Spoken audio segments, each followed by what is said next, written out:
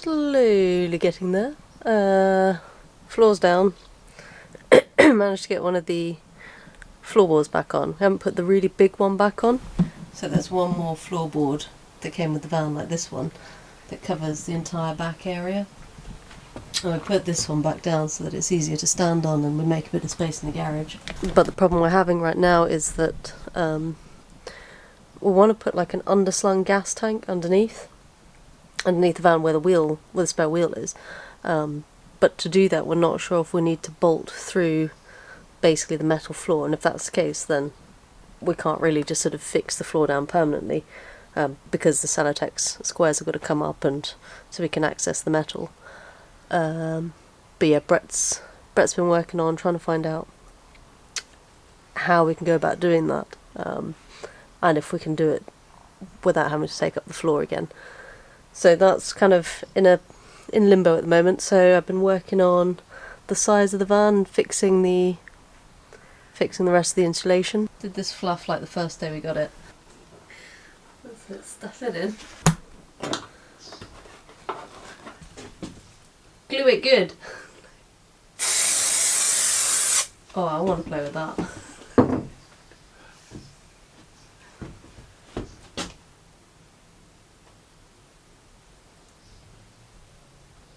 When I get going with glue and paint, I get covered in it. Yeah, that's what I'm worried about. So the plan is, did this fluff like the first day we got it. I did this square last night, so these two back squares here are filled with the Celotex and foam behind it, fuzz behind it, and then sort of taped in with the aluminium vapour barrier. Plan is to do a similar thing to this side here, and also this side, and then these big pockets down here fill with thicker Celotex, and then pack out with foam. Well, I call it foam, this sort of fuzzy stuff here, this loft insulation, but leave enough gaps and enough give so that we can do the wiring in there as well. This is going to be a window, so nothing's happening in there, and again the sliding door will be a window as well, and the back doors will have windows, so it's kind of sorting this out here. And that's today's job.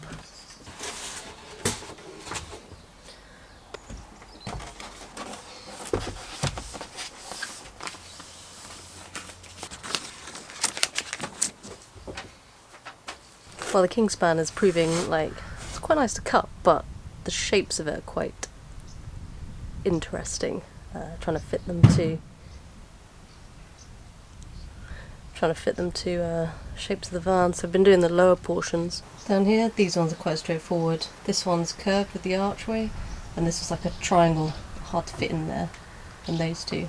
So I managed to get these cut and shaped, and then just drawn these onto another piece of Celotex and then just cut them out just to make things easier, because they should just be a reflection on that side. Then I'll do the same and then just stuff it with more fluff.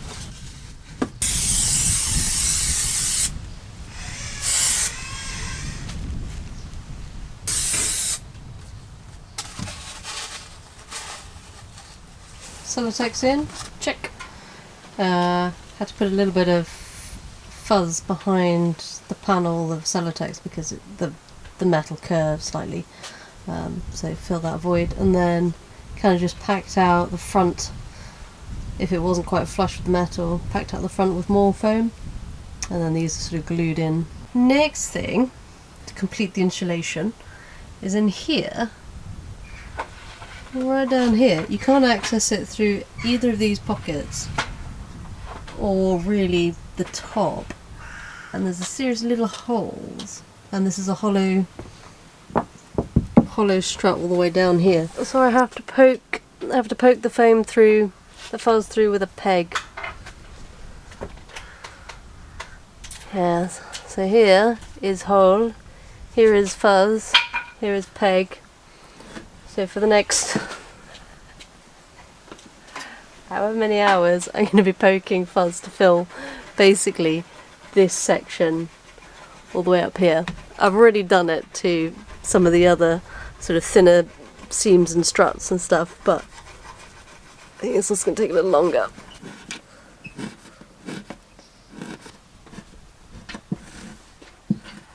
Well, it's a bit late in the day, but I'm still cracking on with the work. Conduit's arrived, so gonna run that all around, start the wiring. Got world's biggest doodle wiring diagram to just kind of roughly show where the cables are going to run to in the layout. It's not got all the fuses and all the rest of it, other bits on it yet, but it's just where we need to run cabling so that we can start poking that around places. Yeah. So Celotex itself apparently can over time degrade the outer sheath of the wires, which then obviously causes a fire hazard. So yeah, the wires aren't insulated anymore. So to prevent that, we're putting the wires inside the conduit tubing. The conduit's going to be in contact with the Celotex, and I don't think that one degrades, does it? No, it shouldn't do. Shouldn't be. So, I'm sure there's a simpler way of doing this, but essentially it's much easier getting cabling off the reel if you can just run it. I'm trying to bodge some kind of cable running system.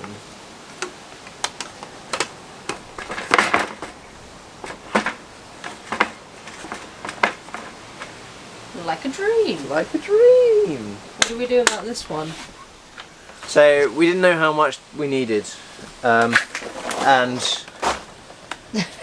so we bought 100 meters. Well, I thought 50 meters would probably be enough, but the 100 meters was like a tiny bit more than 50 meters. So yeah, if anyone needs any conduit, well, we don't know if we're going to use it all yet. I think we're gonna have some spare. I think we're gonna have quite a bit spare, but oh well. Sure, we'll find a use for it. Yeah, we'll find a use for. Right, let's get wiring. Something. Let's do some wiring. Well, we worked quite late last night trying to get the wiring all threaded through. Proved a little bit trickier than we first thought it was going to be. Partly because the conduit's quite hard to actually get around like large bundles, and then also a lot of the brackets that we thought we'd be able to sort of snake wiring through weren't actually connected. So this is basically where the battery is going to sit with the fuse box underneath the bench, and a lot of the cabling to get round to the back has either got to go through this bit here, which isn't actually, like, this is a compartment here and this is a separate compartment, but that's like a brace in between that you can't get through. So in the end we had to snake the wiring up over where the bulkhead used to be, and then run it along up here down to get into the kitchen area and the units here, and then sort of snaked wiring along what's going to be behind like the fridge and the shower to get into the garage, and some of this other stuff up here too. And then a lot of these things are actually quite sharp up here, so this one for instance is really sharp, so we've put conduit around the cables there to protect them, and then obviously as they come in here where this edge meets the wires, so try and keep that from rubbing. This is the mistake, because we've stuffed all of these holes with insulation, and there's kind of like two schools of thought. You insulate and then wire, and then you can have access to the wiring if something goes wrong because it's not behind the insulation, or you wire first and then stuff with insulation, which is a little bit easier because you haven't got stuffing in the way. And we went for the insulate first and then wire afterwards because we wanted to have access to the wiring. But it did mean that a lot of the channels were already stuffed with fluff, and we'd like packed it in. So much of last night was spent trying to fish it out and find something long enough. So we ended up with a long bamboo cane. And yeah, that's the amount of fluff that we managed to fish out of basically this bracket in here. In the grand scheme of things, it was not a major nightmare. It was just a bit of a faff. So finish off this bit of conduit here, stuffing that all the way along to the edge, and then finish insulating, I guess. I already thought I'd finished insulating, but I've got to re-insulate now. Feels a lot bigger now that the outside is inside.